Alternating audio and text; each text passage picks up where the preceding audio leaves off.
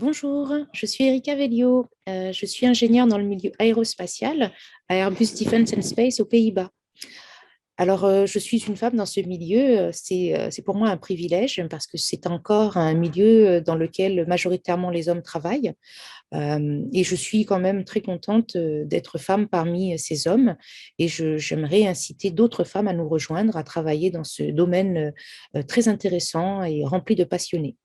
Mon parcours est assez particulier parce que je viens d'un milieu totalement défavorisé, où mes parents n'avaient pas forcément les moyens de payer mes études pour que je puisse devenir ingénieur.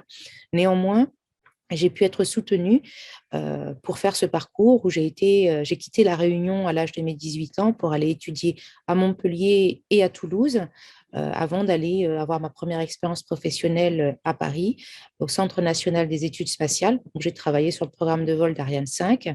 Et ensuite, j'ai rejoint les équipes d'Ariane Espace, où j'ai fait du management d'équipe pendant les campagnes de lancement à Kourou. Et puis depuis 5 ans, je suis aux Pays-Bas et je travaille sur un super programme qui s'appelle Artemis, qui va renvoyer des astronautes vers la Lune, dont la première femme qui marchera sur la Lune. Mes sources d'inspiration sont d'abord mes parents, mon père et ma mère. Mon père parce qu'il m'a donné la valeur du travail et ma mère parce qu'elle m'a toujours accompagnée et soutenue dans tout ce que je faisais et dans toutes les difficultés que j'ai pu rencontrer. Et les autres sources d'inspiration sont les personnes que j'ai rencontrées au fur et à mesure de mon expérience de vie. Un parcours riche en fait en connaissances, en rencontres et aussi en des expériences qui nous apprennent la vie.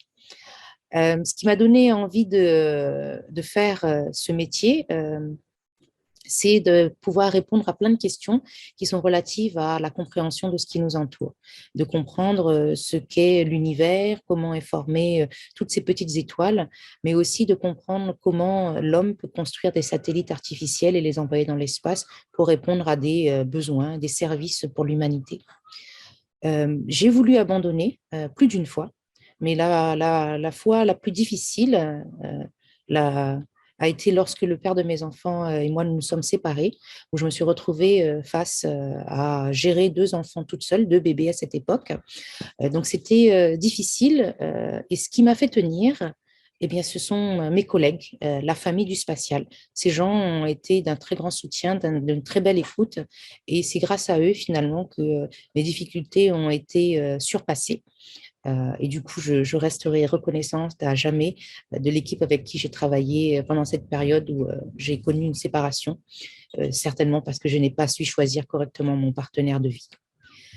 Et ce qui me donne envie de continuer tous les jours, c'est la passion, c'est les relations, c'est le matériel, la spécificité du matériel du spatial. Et puis parce que finalement, j'adore ça.